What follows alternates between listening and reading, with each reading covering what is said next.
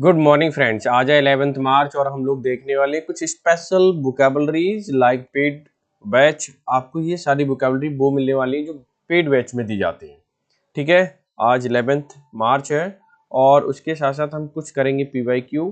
मैं डेली अभी आपको वन वर्ड एक्सप्लेन कर रहा था, ठीक है, वन वर्ड सब्स्टिट्यूशन, लेकिन आज मैंने EDMs लिए हुए हैं और रिपीटेड हैं, वही मैं एक्सप्लेन करता हूँ जो रिपीटेड है और चीज़ें जो इंपॉर्टेंट होती हैं। अगर आप लोगों को PDF चाहिए तो टेलीग्राम चैनल पे जाना, जिसका लिंक तो मैंने नीचे प्रोवाइड करा ही दिया है। अगर वीडियो आपको लगती है हेल्पफुल है तो लाइक कर देना, शेयर कर देना और नहीं हो तो सब्सक्राइब कर लेना। ठीक है, तो देखते भाई, लेट्स स्टार्ट। आज का हमारा एडिटोरियल है माइल्स टू गो, यानी कि माइल्स का मतलब होता है किलोमीटरों, टू गो यानी किलोमीटर तक वो जाना है, मतलब बहुत लंबी यात्रा करनी है, बहुत कोशिश करनी है, यानी कि काफी कोशिश करनी है। ठीक है, कोशिश करनी है, इस तरीके से, मतलब बहुत दूर जाना है। क्लियर? ये टाइटल हो गया। सब टाइटल क्या कहता है? द यूनियन गवर्नमेंट फाइनली, यानी कि आखिरकार, अटेम्प्ट कोशिश करती है, अल्टीमेटली कोशिश करती है फाइनल में कि चेंज इन मणिपुर, की बदलाव आए मणिपुर में, बट फेसेस हर्डल्स। यहाँ पे दो वर्ब है, एक तो वर्ब मेन वर्ब ये वाली हो गई, ठीक है, और इसे मैं हटा देता हूँ हिंदी मीनिंग, और ये आपको अटेम्प्ट से दिख रहा है, ये एक मेन वर्ब ये हो गई। ठीक है, अब इसका ग्रामेटिकल स्ट्रक्चर देखिए। The union government, union government तो एक ही होती है, ठीक है, भारत सरकार जिसको हम कहेंगे। अब तो ये सिंगुलर सब्जेक्ट हो गया। अगर सिंगुलर सब्जेक्ट हो गया तो वर्ब कैसी आएगी? सिंगुलर आएगी। देखिए प्रेजेंट इंडेफिनिट लिखा हुआ टेंस है, एस लगा दिया इन्होंने, सिंगुलर हो गया। ठीक है, अब क्या किया है इन्होंने? कंजंक्शन से जोड़ा है, कॉन्ट्राडिक्टरी कंजंक्शन, यानी कि अलग चीजें। कॉन्ट्राडिक्टरी का मतलब होता है विरोध, ओपोजिट। ठीक है, अगर ये फेवर की बात कर रहा है यहाँ पे तो इसका क्या कि अगेंस्ट की बात करेगा।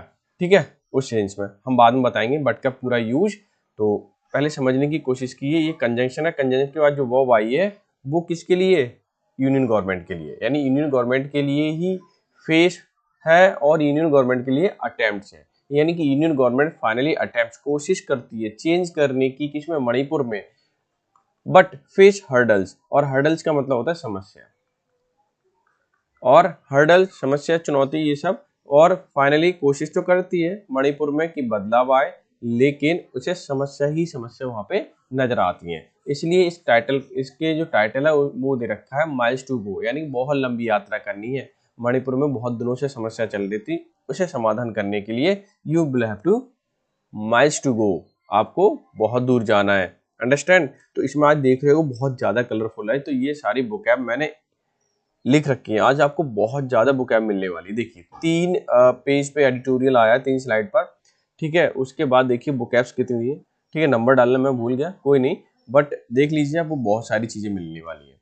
ठीक है, अगर सबसे पहले हम वोकैब ही कवर कर लेते हैं तो वोकैब क्या है? Miles to go. माइल्स का मतलब होता है मीटर दूरी से है, अभी बहुत दूरी तय करनी है, ये ध्यान रखिए। माइल्स टू गो, बहुत दूर जाना है। अ लॉन्ग वे अहेड, मतलब आगे बहुत रास्ता पड़ा हुआ है। A lot left to do, बहुत सारी चीजें बची हुई है करने के लिए। ठीक है, इस वाले सेंस में भी यूज होता है। फार टू ट्रेवल, बहुत लंबी यात्रा करनी है। समझ में आ गया होगा, कोई दिक्कत नहीं। वेड थ्रू, वेड थ्रू क्या होता है? यानी किसी भी कोशिशों से बाहर निकलना, यानी कोशिश करके बाहर निकलना, मुश्किलों पर पार पाना। ठीक है, प्लोड थ्रू कह सकते हैं, स्लॉन्ग थ्रू बोल सकते हैं, और पुश थ्रू बोल सकते हैं। ठीक है, जैसे अगर मान लीजिए कहीं गली में पानी भरा हुआ है बारिश होने की वजह से, और उसे आप पार कर रहे हैं, तब भी तो यही लगाओगे, you cross the street with wade through, यानी कि बड़ी मुश्किल से उसे क्या किया? स्ट्रीट को पार किया। क्लियर है? ध्यान रखना, इंपॉर्टेंट वर्ड है वेड थ्रू।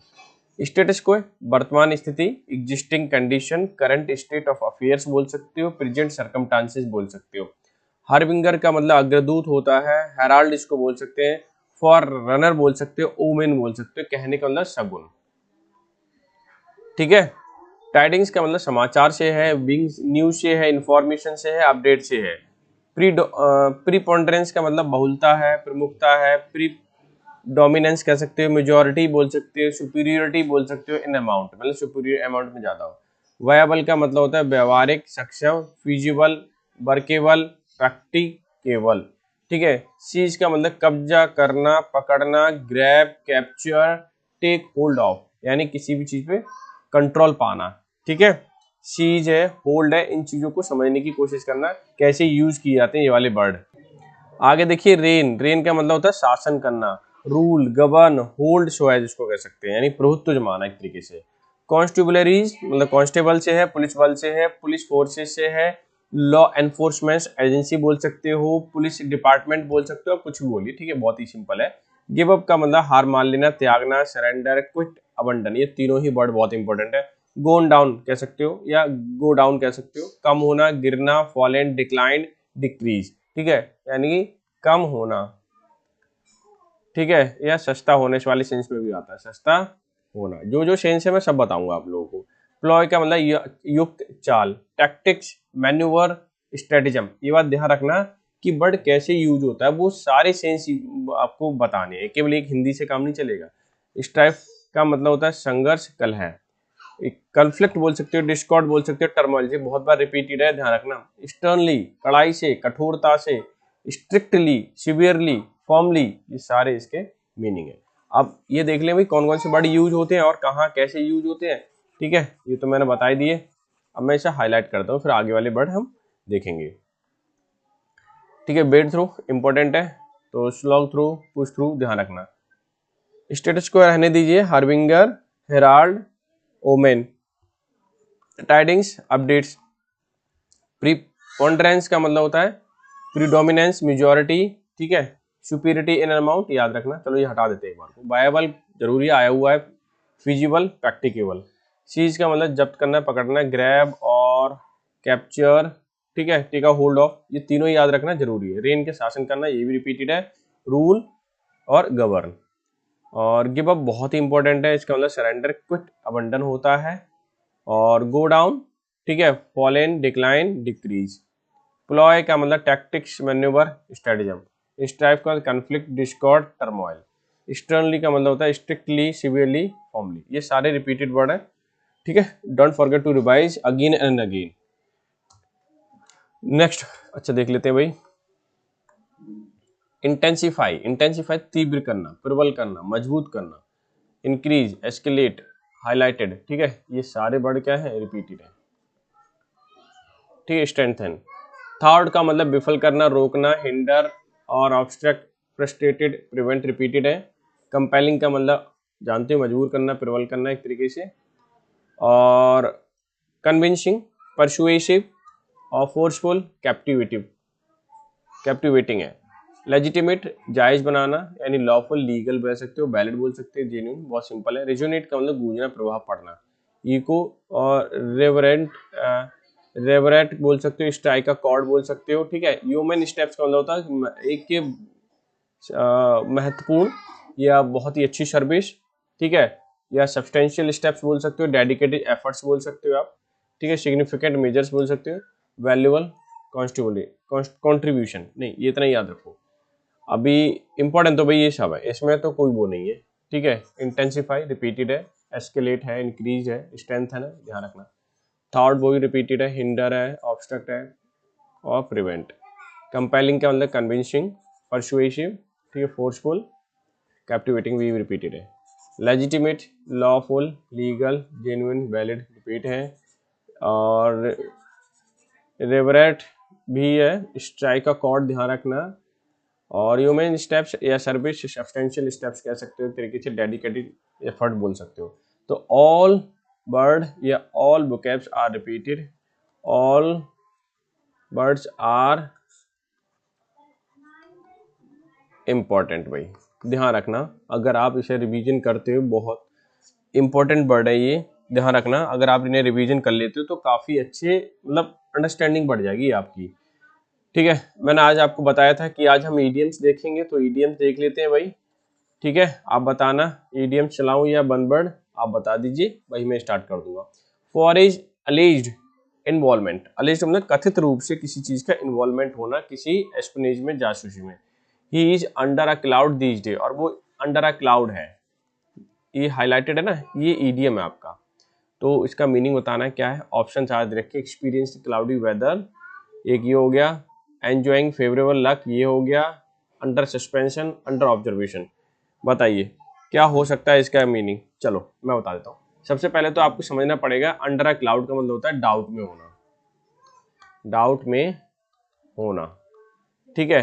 तो अब डाउट में क्या है, अंडर ऑब्जर्वेशन सस्पिशियन, ये देखिए, यानी कि अंडर, ठीक है, सस्पिशियन, ये भी क्या मतलब डाउट में होता है, ठीक है। तो अब मैं थोड़ा सा कलर चेंज करूँ तो मजा आएगा उसमें, और इसे कर देता हूँ हाईलाइट। तो part number C, this is your answer. I hope so you have understood well and you can use in your sentences. Okay, so I take a pen. We have appealed, हमने appealed की to him, उससे, again and again मतलब बार बार, बार बार। There is no use flogging a dead horse. Flogging a dead horse, इसका meaning क्या होता है, ध्यान रखना कि समय व्यर्थ में समय गवाना, क्या है, व्यर्थ की कोशिश भी बोल सकते, व्यर्थ की कोशिश, ठीक है। अब देखिए यहाँ पे, अब समझ में आ गया, फ्लॉगिंग अ डेड हॉर्स, ठीक है। रिपीटिंग अ रिक्वेस्ट, एक तो ये हो गया, making him to see reason ये हो गया, बीटिंग अबाउट अ बुश, ठीक है, ये भी एक ईडियम, ये बता दूं मैं आपको, ठीक है। मैं दोबारा कर देता हूँ नोट।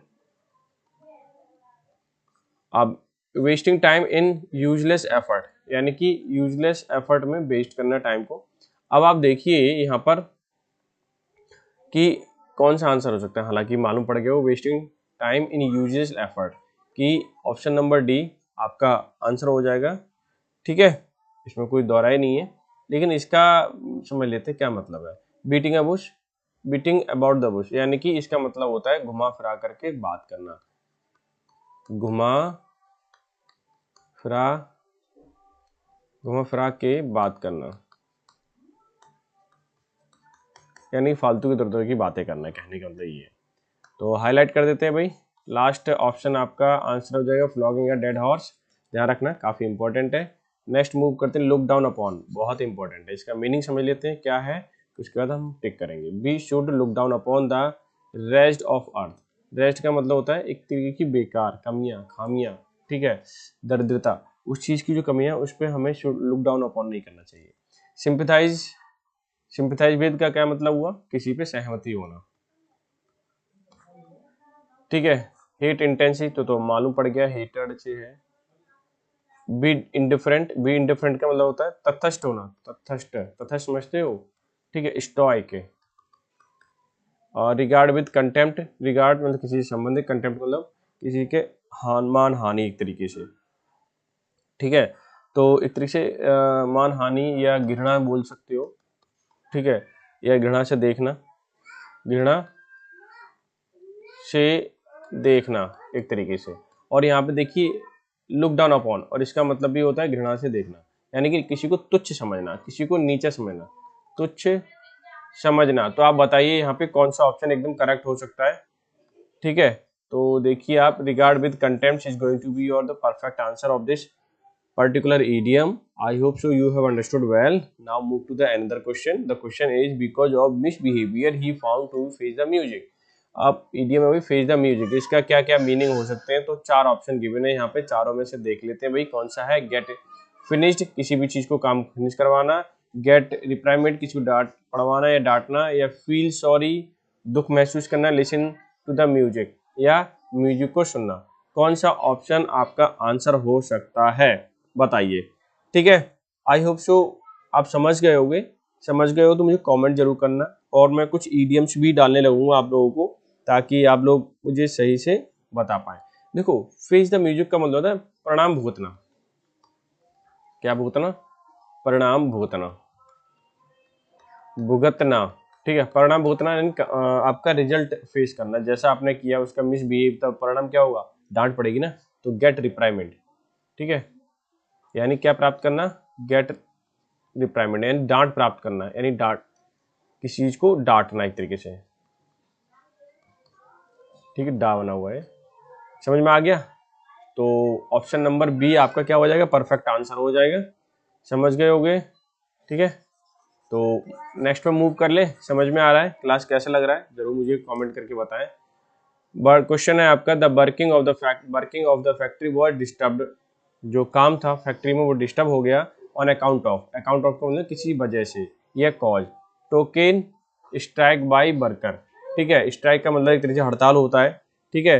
और कह सकते हैं कि एक हड़ताल ही बोल दो, स्ट्राइक का मतलब हड़ताल ही एक तरीके से, ठीक है। मैं सारे मीनिंग्स में यहाँ लिख देता हूँ, समझ में आ जाएगा। टोकन स्ट्राइक अब तो सेम हो गया इसमें, केयरफुली प्लान्ड स्ट्राइक की बहुत ही ढंग से प्लान की हुआ एक स्ट्राइक है, हड़ताल है, ठीक है, यानी कि प्लानिंग वाली हड़ताल,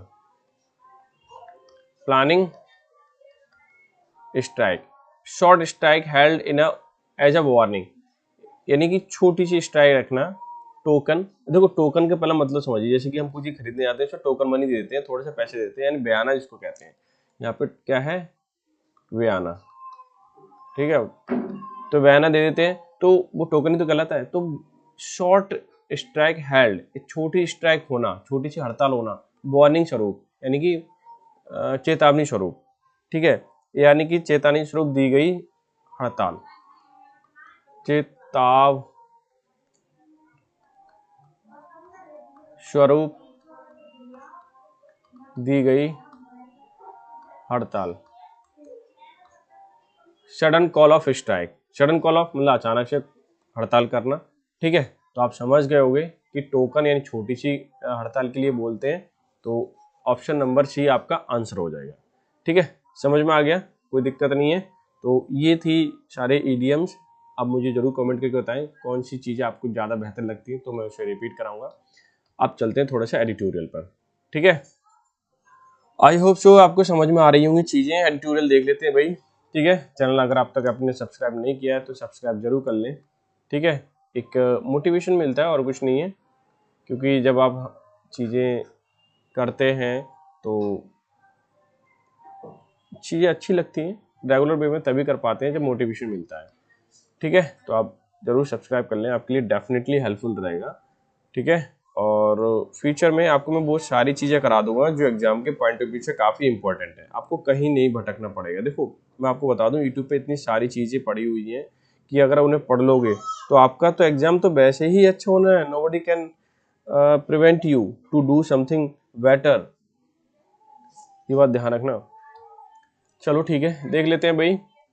माइल्स टू गो, बहुत लंबी यात्रा करनी है। यूनियन गवर्नमेंट फाइनली अटेम्प्ट, कोशिश की उसने चेंज करने की मणिपुर में, बट सामने आया हर्डल्स, यानी फेस द म्यूजिक, जैसा किया वैसा ही भुगतान उन्हें हुआ, ठीक है।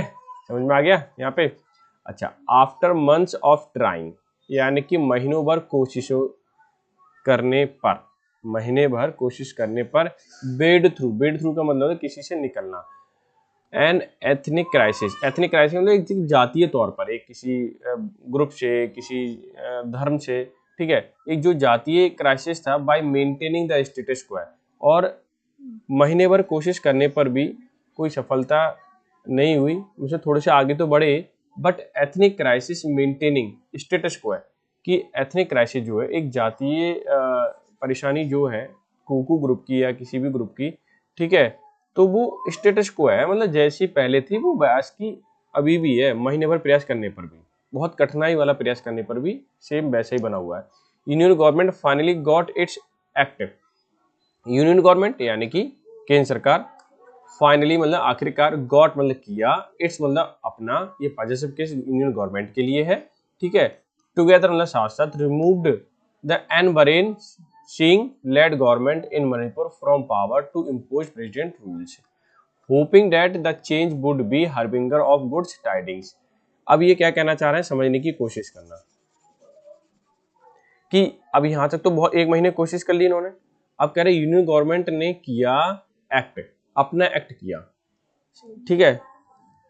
इट्स क्या positive case for the union government, together मतलब साथ साथ, रिमूव्ड किया मतलब उन्होंने कोशिश भी की वहां पर, और रिमूव्ड मतलब हटाया, किसको हटाया, N Biren Singh led government, यानी एन बरेन सिंह की जो गवर्नमेंट थी किसके अंदर, मणिपुर के अंदर, फ्रॉम पावर, यानी एन बरेन सिंह को पावर से हटाया, यानी इम्पोज किया। इम्पोज का मतलब होता है लगाना, क्या, प्रेसिडेंट रूल्स, और वहां पर प्रेसिडेंट यानी कि राष्ट्रपति रूल वहां पे लगा दिया, ठीक। अब ये यूनियन गवर्नमेंट के लिए बात चल रही है कि होपिंग, यूनियन गवर्नमेंट की होप थी, क्या होप थी कि चेंज वुड बी, जो चेंज होगा हरविंगर, कुछ अग्र सूचक होगा ऑफ गुड्स टाइडिंग, टाइडिंग से मतलब अपडेट चाहिए, कोई इन्फॉर्मेशन ऐसी मिलेगी भाई इन्हें हटाएंगे और प्रेसिडेंट रूल लगाएंगे तो कुछ बेहतर होगा। लेकिन bid through after months trying, परेशानी से तो निकले लेकिन एथनिक क्राइसिस स्टेटस क्वो रहा, यानी कि जैसा है वैसा ही रहा। सरकार भी चली गई, प्रेसिडेंट रूल लग गया, लेकिन चेंज नहीं आया। आई होप सो ये चीज आप एकदम से समझ गए होंगे, कोई दिक्कत नहीं है इसमें, ठीक है। अच्छा, अब यहाँ से मूव करते हैं। The fact that the ruling Bharatiya Janata party, सच्चाई ये है भारतीय जनता पार्टी की, could not manage to find replacement for its outgoing leader reflect not just on the internal division within the party but also on the preponderance of ethnic divide in the state। क्या कहते हैं कि fact तो ये है Bharatiya Janata party could not manage, कि manage नहीं कर पाई किस चीज को, फाइंड करने में, ढूंढने में और रिप्लेसमेंट करने में, हटाने में, हटा करके दूसरे व्यक्ति को लाने में, यानी कि एन बरेन राय का कोई सब्स्टिट्यूट तो मिला नहीं उन्हें। आगे देखिए, इट्स ऑन आउट गोइंग, मतलब जब ये बाहर जा रहे हैं, इनकी सरकार गिरी थी, leader reflected not just on internal division, कि जो लीडर थे उन्होंने इंटरनल डिवीजन रिफ्लेक्ट किया, दर्शाया, मतलब आंतरिक मतभेद दर्शाया, ठीक है, divisions with in the party, party के अंदर क्या हुआ, आंतरिक मतभेद मिला, बट ऑल्सो मतलब बल्कि ऑन द प्रीपोंडरेंस, प्रीपोंडरेंस का मतलब होता है बहुलता होना किसी चीज की, किसी चीज की बहुलता, ethnic divide in the state, कि राज्य के अंदर जातीय तौर पे जो डिवाइड है, ग्रुप में जो झंझट चल रहा है, एक क्राइसिस चल रहा है, वो है प्रीपोंडरेंस में, बहुलता में है, प्रबलता में है, ठीक है, डोमिनेंस में है। उसके बावजूद भी स्टेट के अंदर सरकार तो नहीं गिराई जा रही थी, फिर भी राज्य के अंदर समस्या ही चल रही थी, मतलब पार्टी भी फील कर रही थी यार कि हाँ जब समस्या है, उसके बावजूद भी वो हट नहीं रहे थे पार्टी से। और जब पार्टी सरकार गिराई गई तो अंदर क्या मिला, एक डिवीजन मिला, किसके अंदर, पार्टी के अंदर, लीडरों के अंदर, ठीक है। यहाँ तक समझ में आ गया होगा आपको, कोई दिक्कत नहीं है। कहाँ गया, हाँ, कंसिडरिंग दिस, ये समझते हुए कि imposition of the president rule seemed, imposition मतलब लागू करना प्रेसिडेंट रूल को, ठीक है, सीम्ड प्रतीत होता है, टू बी वायबल, कि ये प्रैक्टिकल ही होगा। अगर हम यहाँ पे कंसीडर कर दें प्रेसिडेंट रूल को, तो वो कैसा होगा, प्रैक्टिकल भी होगा, टू ब्रिंगिंग बैक नॉर्मलसी, कि नॉर्मलसी आ जाएगी। ब्रिंगिंग बैक का मतलब होता है लाना, ठीक है। ब्रिंगिंग बैक क्यों आया है, वर्ब के साथ आईएनजी इसलिए आई कि प्रेपोजिशन है, प्रेपोजिशन के बाद जब भी वर्ब आती है तो आईएनजी फॉर्म आती है।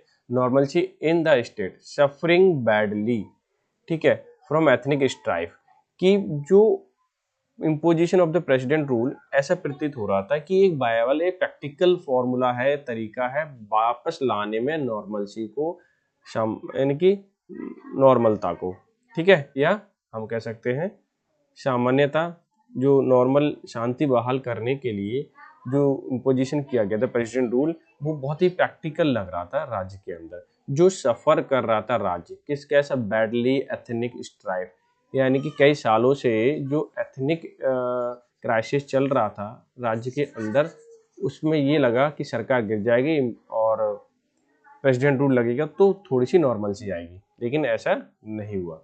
आफ्टर इम्पोजिशन प्रेसिडेंट रूल, यानी कि प्रेसिडेंट रूल लगाने के बाद, आफ्टर का मतलब बाद, ठीक है, government has shot gradually seize control over instrument of violence seem to reign with impunity and last 2 years, कि the government has shot, government ने मांगा है ग्रेजुअली, ठीक है, या डिमांड कर रही है एक तरीके से ग्रेजुअली कंट्रोल करने की, ओवर इंस्ट्रूमेंट, कि जो भी इंस्ट्रूमेंट है ऑफ वायलेंस, वायलेंस की जो भी इंस्ट्रूमेंट है उस पर कंट्रोल करना चाहती है, that seem reign with impunity in the 2 years, कि ऐसा कुछ कर नहीं पाई, प्रतीत हो रहा है कि जो शासन है, कंट्रोल है, गवर्न है, impunity in the last 2 years, last 2 years से इम्प्यूनिटी हो रही है, कुछ हो तो रहा नहीं है।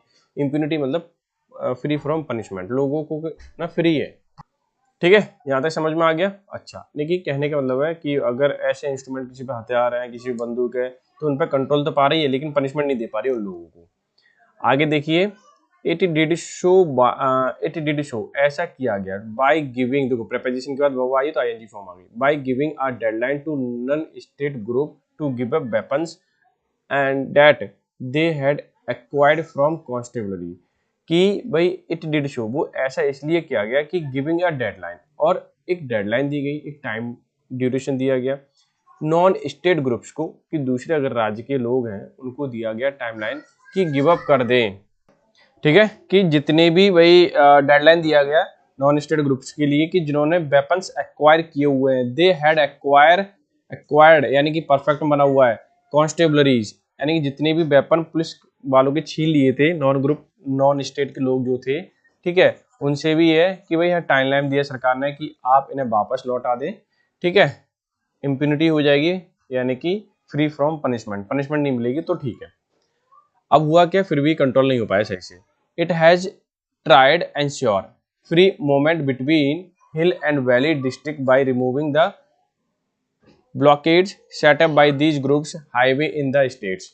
अब हुआ क्या, इन्होंने कोशिश की, इट हैज ये सरकार के लिए आया है, ठीक है, it has tried to ensure ये सुनिश्चित करना कि फ्री मूवमेंट होना चाहिए बिटवीन हिल और वैली के बीच में या वैली के डिस्ट्रिक्ट के बीच में, बाय रिमूविंग ब्लॉकेड्स जितने भी ब्लॉकेड सेटअप किए गए थे दीज ग्रुप्स में, या इन ग्रुप ने जो भी दो कम्युनिटी हैं इन लोगों ने क्या किया, वहाँ पे ब्लॉकेज लगा दिए थे हिल और वैली डिस्ट्रिक्ट के बीच में। अब उनको रिमूव किया गया, ठीक है, और उनमें नॉर्मलसी लाने की कोशिश की गई थी। Setup by these groups highway in the state यानी राज्य के अंदर वैली और हिल, ठीक है, इनके बीच में जो डिस्ट्रिक्ट है इनके बीच में जो भी रोड्स थे उन्हें ब्लॉकेज कर दिए थे, तो उनको हटाने की बात की गई थी, कोशिश की गई थी, ये कोशिश की सरकार के द्वारा। These step have not go down the smoothly, और ये स्टेप जो थे, गो डाउन मतलब नीचे आना, स्मूथली मतलब बड़ी नॉर्मलता से, बड़े प्यार से एक तरीके से, ये स्टेप जो है इस क्राइसिस को नीचे नहीं ला पाए। वो प्रयास तो किया लेकिन वो उतना फ्रूटफुल नहीं रहा। ओनली अ पोर्शन, केवल एक हिस्सा अगर हम देखें, नियरली अ थर्ड यानी कि लगभग 1/3 of 3000 old weapons that are still missing have been return, कि लगभग 3 यानी कि 1/3 का मतलब हो गया कि 1/3 9,000 टोटल थे, तो लगभग 3,000 वेपन्स ऐसे थे जो वापस आ गए। That are missing have been return, जो मिसिंग थे वो लगभग 3,000 वेपन्स रिटर्न हो गए। ठीक है, with bulk of missing weapons being those, जो बल्क में बहुत बड़ी मात्रा में, ठीक है, वेपन्स क्या थे, गायब थे, डेट वर स्टॉलन, चुराए गए थे, इन एंड अराउंड, इन चारों तरफ इम्फाल वैली में, ठीक है, वो अभी वापस नहीं आए, लेकिन 3,000 उसमें से आ गए हैं यानी 1/3 लगभग। The attempts made by the central armed police force to enforce the free movement of all the vehicle in the hill district and Kongpongki resulted in violence, the killed and more than 40 people injured। कि वहां पे क्या हुआ, जो central police force है, CISF बोल सकते हैं, फोर्स किया, सुनिश्चित किया फ्री मूवमेंट होना चाहिए, ऑल व्हीकल, सभी व्हीकल जाना चाहिए हिल डिस्ट्रिक्ट एरिया में ऑफ कोंग पोंगपी, ठीक है, उससे रिजल्ट ये हुआ कि violence in the violence been 1 killed, तो कोशिश की तो 1 मारा गया, और लगभग वायलेंस हो गया था तो 1 व्यक्ति मारा गया, और 40 पीपल जो लगभग क्या हो गए थे, इंजर्ड हो गए थे। है आसान, डिफिकल्ट तो नहीं है, बट आप पता है क्या करते हो, आप हमेशा ग्रामेटिकली फॉर्म में जाते रहते हो। ग्रामेटिकली फॉर्म जाना सही है, मैं ये नहीं कह रहा, लेकिन आप ओवरव्यू देखा करो। अगर आपको आरसी करना है ना, तो ओवरव्यू होना चाहिए आपका सही। ठीक है, तो अब एक पैराग्राफ रह गया छोटा सा, ये आप पढ़ेंगे, ठीक है, बहुत ही सिंपल है, और जितनी भी बुकैब है जरूर नोट डाउन कर लें, ये वाली बुकैब, ठीक है, जितनी नोट डाउन कर लेंगे आपके लिए बेनिफिट है इससे। ठीक है, तो सेशन कैसा लगा मुझे कमेंट करके जरूर बताएं, और लाइक शेयर जरूर कर लें। तो मिलते हैं नेक्स्ट सेशन में, तब तक के लिए bye bye, take care, have a good day.